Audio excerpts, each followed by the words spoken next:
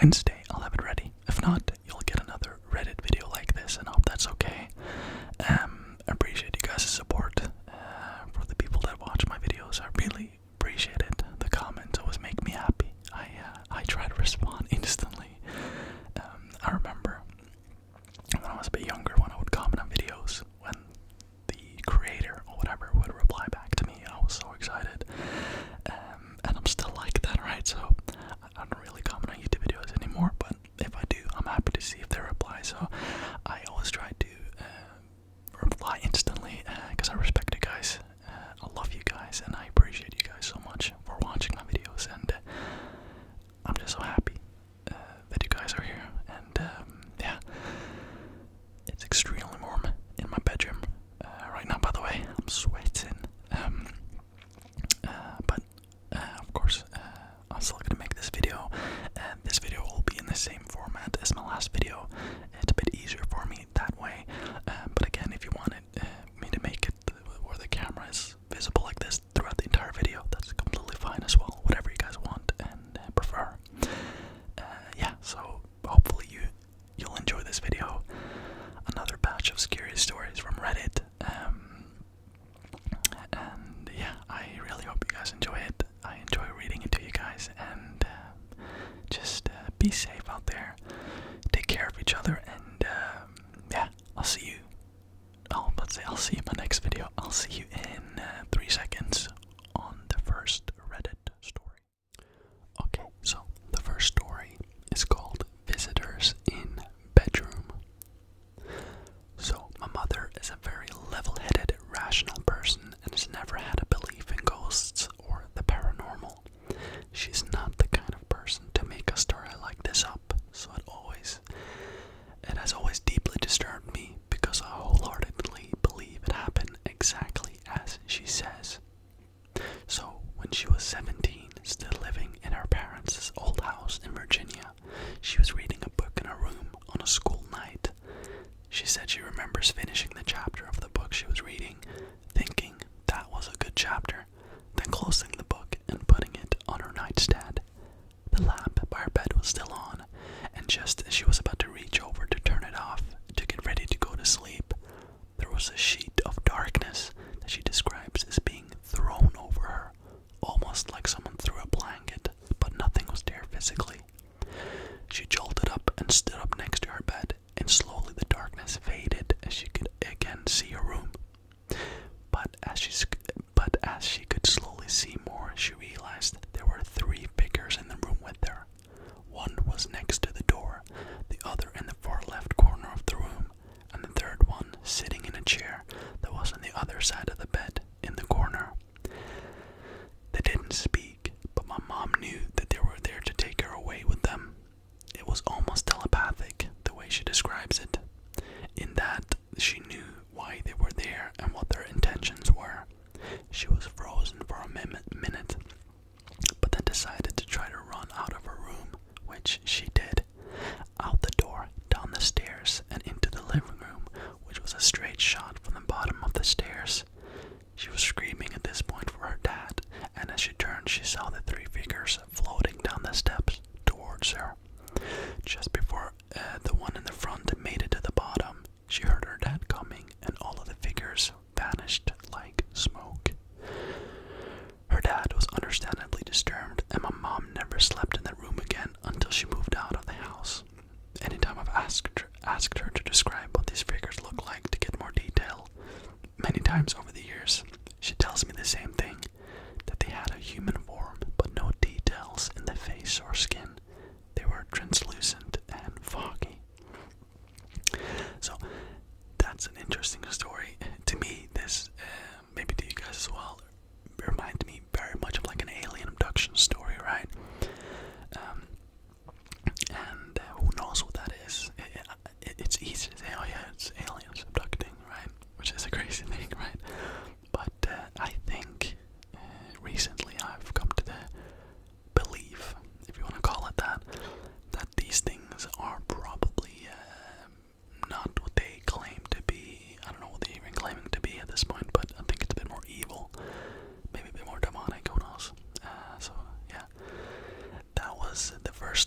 visitors in bedroom. So now we're on to the next story, which is called Grandma's House. And just as you know, before I start reading this, this is my first time reading this as well. I just load up the ones with the most like thumbs up for the week, the most popular ones, the ones that people enjoyed the most on the subreddit. So it's just, you know, that I haven't read this either. So we're all reading it for the first time together. I don't know if you can hear that. There's a big thunderstorm outside today, which is kind of cozy, right? So, alright.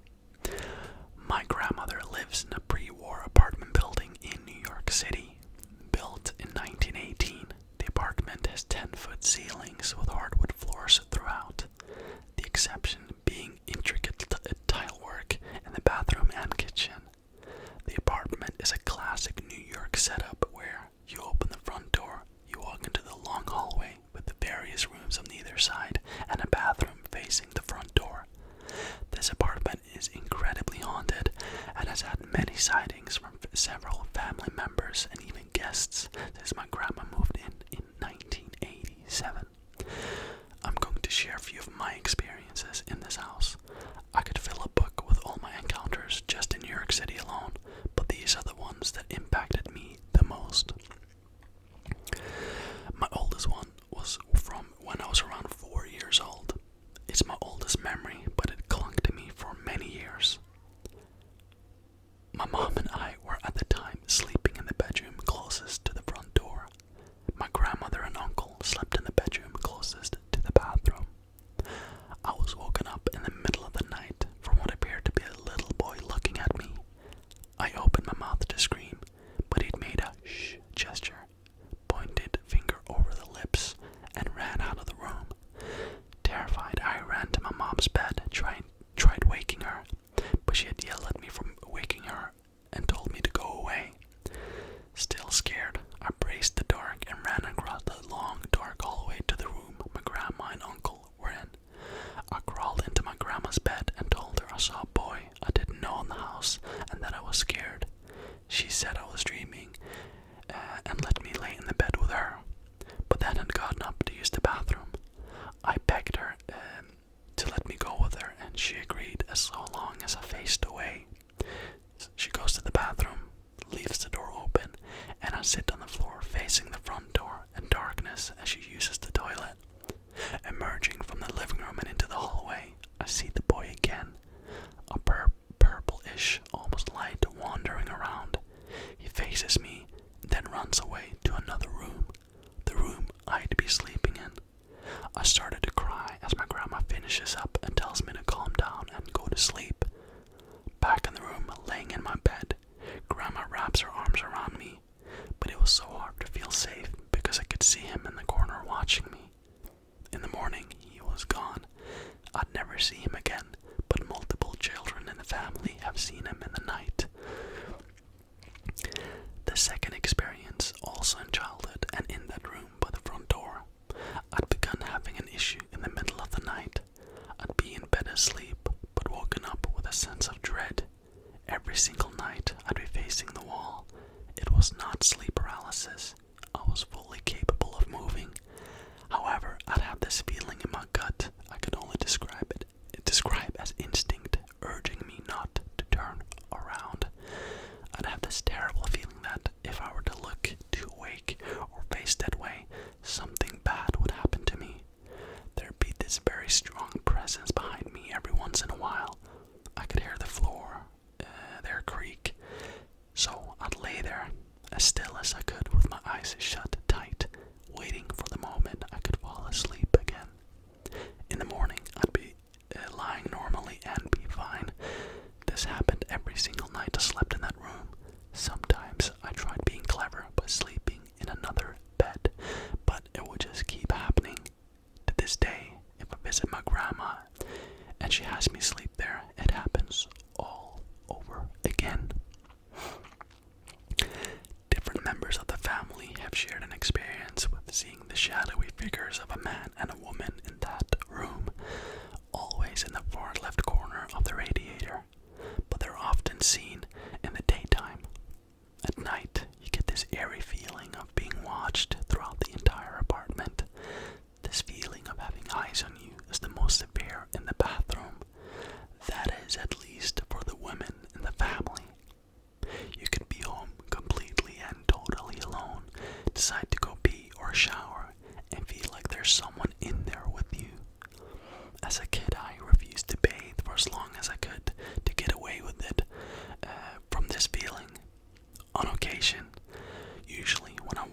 face, or I'm otherwise unable to see. I feel a soft touch on my back. Personally, I've never seen an actual apparition in the bathroom, but others have. However, the few men in my family have never made complaints about the bathroom at all. As a kid, I'd often do late night anime binges. Anime wasn't as popular then as it is now, so I'd be stuck watching Funimation upload entire episodes of Full Metal Alchemist on YouTube. It was horrible. There's the thunder again. But it got the job done. All summer long, I'd stay up all night long watching. However, I refused to watch anything scary after 1 a.m. I had this feeling that something at the time would watch me, and even worse, I could feel its judgment.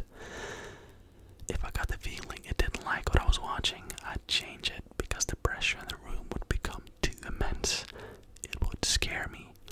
Part of the reason I'd watch for too long was because by the time I would realize how late it would be super dark. And the hallway had so many apparitions and would have such a strong presence, I'd be too scared to walk to my bed, so I would simply endure it and head to bed whenever the sun creeped up. I had told my boyfriend, now ex-husband, about my grandma's super haunted house. He'd never believed me, always said ghosts aren't real, and that there was some explanation for the happenings in that house. One day, our apartment lost power, and we were sleeping on an air mattress. The bed would slowly deflate without any power. We had no way of inflating it. I called my grandma, and she agreed to let us sleep there until the power gets fixed in the morning. We were only 7 blocks away, so we packed a backpack and went over. My grandma's room is now in the room closest to the front door. My uncle sleeps alone in the room closest to the bathroom, and the spare bedroom across from the kitchen had my cousin and her daughter staying there at that time. So my grandma said we had to sleep in the living room. I'd explained to my boyfriend that the living room can be creepy, but once again he brushed my worries aside. Bedtime eventually comes, and we're all laying on the air mattress in the living room. I'm trying to ignore the feeling of being watched and sleep when he gets very close to me and whispers in my ear, "Do you feel like someone's watching us?" I told him that I already told him that that's normal here and tried to ignore it, but he just whispers back, "I can't ignore it. It's driving me crazy." Eventually, he says he'd rather just sleep on the floor at our place and starts packing.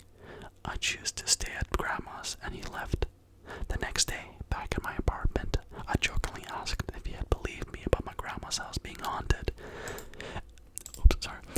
But he said ghosts aren't real at all, and that it is probably just because of the park near my grandma's house somehow.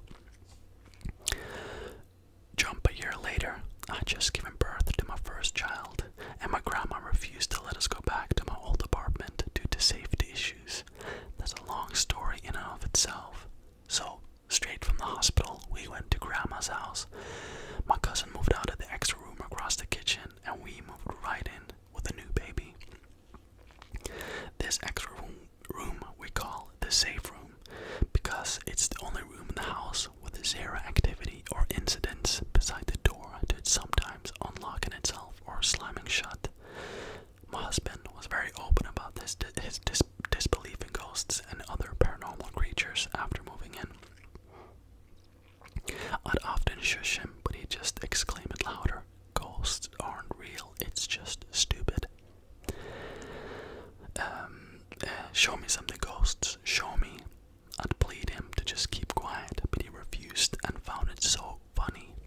One night, the baby is crying, and I sleepily ask him to get me a bottle from the fridge that I had pumped earlier. He gets up and drags himself across the hall to the kitchen without even bothering to turn on the hall or the kitchen light on the way. A few minutes later, he runs back in with his eyes wide open, gasping for breath. He slams the door and locks it while I'm asking over and over, "What's wrong? What happened? Are you okay?" Eventually, he just says, "Ghosts are definitely real. I'm sorry for doubting you. They're fucking real, and I think they're mad at me." According to him, he was in the kitchen warming a hears slow, heavy footsteps dragging themselves down the hallway. At first, he ignored it and said he believed it was my uncle. That was until the footsteps stopped in the doorway to the kitchen. Still thinking it was my uncle, maybe wanting something, he turned around from the stove and was met with a tall, white figure standing in the doorway. He said it looked like a shadow and would have touched the ceiling if it wasn't hunched over. It faced him and stood between the room and the baby and I were in and the kitchen. He described the presence as threatening. Quickly, he turned the kitchen light on and ran into the room when it disappeared. He now fully believes in ghosts and says he has nightmares about that night sometimes. Again, I have many more stories about that house. I also have more from just my time living in New York City in general, but these are the ones that stuck with me. If anyone has any questions or wants to hear more, let me know. That one was a really good one. Very interesting. If it was me, I would not want to move in there with the baby if I had previous experiences there. I can tell you that right now. When my son was born, the apartment we live in now is thankfully very peaceful, and I've never had any experiences here. Knock on wood, right? If we had, I would have said I'm not bringing a baby back here. You never know what these things are. They could be harmless, or they could not be harmless. You know what I mean? So, whoa, that's so loud. It's like a massive thunderstorm right outside my window here. Hopefully it's not too loud for you guys. Hopefully it's kind of like in the background, creating a little ambience, right? So yeah, that was that story. On to the next. Alright, the next story is called Probably a Mimic. So a mimic, before I start, is what I understand to be someone who's able to mimic the voice of maybe one of your family members or one of your friends. It's like you hear your mom's voice or your dad's voice calling you from the other room, and you go in there and no one is there, but you swear you just heard their voice. So I think that's what a mimic is. Sounds a bit demonic to me, but okay, let's read this story. We love demonic stories on this channel, alright? Super relaxing. Back in the mid-90s, I was 14. I lived with my parents and two older brothers, but my other oldest brother and his wife and toddler daughter, my niece Laura, moved in with us for a short period of time. So we were 5 adults, 2 teens, and a toddler. My mom loved cooking and loved taking care of my niece, even more, her first grandchild. But she had a heart condition and other health problems, so caring the little girl was taxing to her. So we would try not to leave her alone with the baby, just in case. Also, since we were so many, we would buy groceries in large amounts, like full trunk and back seat many. My newly moved in oldest brother and his wife both worked, and to the family's dismay at times, left the baby girl in my mom's care without supervision. We were privileged, so our kind of big, gardens, fountains, palm trees, guest apartment, parking for 6 cars, and unfortunately, it was haunted. One day, I got home from school, ready to drop off my book bag, change, and leave to be with my friends. As soon as I opened the door, the sound of a busy kitchen and the smell of cooking food filled the house. Mom was cooking. My baby niece was in the living room on her baby walker. Unattended, she didn't need it, she could walk, but the walker would limit her movements and access to some spaces in the house. I yelled, "Mom, I'm home." Mom yelled back, "That's good." I asked for my brother and dad, and my mom replied, "They went to buy groceries." I sighed. I would not be going out. I'd be staying home and watching over my niece while Mom cooked. So I picked her up, watched cartoons, got Cheerios for her to snack, and gave her a box of juice. After longer than an hour, I know this because we watched more than 2 30-minute cartoon shows, we started playing chase. We'd run around the couch one way and reverse. I'd pretend that she was too fast for me. Then suddenly my dad swung the front door open, carrying grocery bags. I got to see my niece run into the bathroom, but I was slightly distracted by my dad. "Go outside to help your brother bring groceries," he said. I replied, "Sure," but went into the bathroom for my niece. That's no place for a toddler. There's a toilet and a trash can, but she wasn't there. She must have come out in that second. I was distracted by my dad. I thought. I looked for her, called her name, didn't see her. My brother walks in with more grocery bags. Uh-oh, door is open. I think to myself, maybe she walked out while I was looking for her in the living room. I walk outside, don't see her in the front garden, not in the side garden, back patio, garage, or driveway. Perhaps back inside. She can't be that fast. She's a toddler. I thought as I started to panic. My brother yells, "Hey, come help us." Then I noticed that they didn't park inside the property, but outside on the sidewalk. The gate is open. What if she got out and no one saw? Okay, time to come clean and recruit help, I thought. I run outside. Have you seen little Laura? My brother. Yes, she's in the car. I see her sitting in her car seat. They must have seen her walk out and put her in the seat to stay still while they bring in the groceries. I deduced. I gotta come clean that I was the one that was watching her. I didn't want them to blame mom, but I helped them with the groceries first. A bit later, it was lunchtime. We all sat on our dining room table. Baby is in the high chair. I addressed the elephant in the room. Hey, I just want to say that I'm sorry for letting the baby out. I was looking after her, but in a micro distraction, she went outside. When was this? My sister-in-law asked me. Today. Brother, today at what time? Me, when you arrived from the market with the groceries. She walked outside and you sat her in their car seat. Brother, she went outside by herself, like to the sidewalk. Everyone starts freaking out. I said, yeah. Luckily, you were there outside to catch her and sit her in the car seat. Wait, today before we left to the market. Me, no, today when you got back from the market. Before that, I was watching her. No, she was always in the seat. We took her up to the market with us. We agreed we wouldn't leave her alone with your mom, so we didn't. The conversation continued to basically establish a timeline. They all went to the market and took my little niece with them. My mom stayed and cooked. I got home, and then they returned home still with the baby. I felt relieved I wouldn't have to confess to losing my niece, but I was equally confused. Everyone supported my story, and it was not a prank.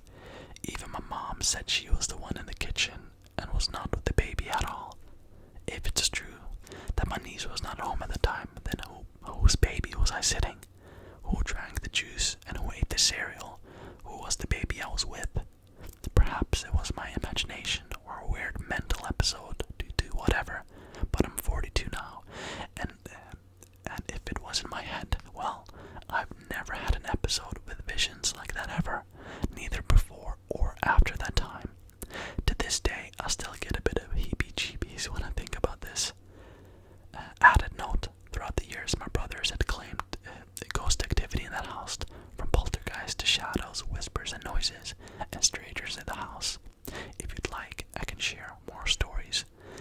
None of us live there anymore, but the spooky memories remain.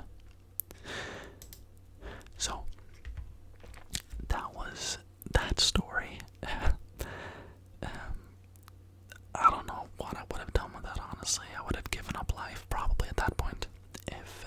If something like that had happened, I'm watching my son or whatever for an entire day, and then, my partner walks through the door with a baby in her hands, I would have given up. I would have said, that's it.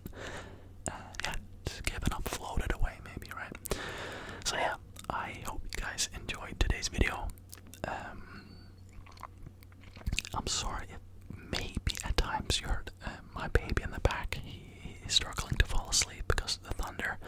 Understandable, so I don't think you did hear him, but if you did, I'm sorry. But yeah, I really hope you guys enjoyed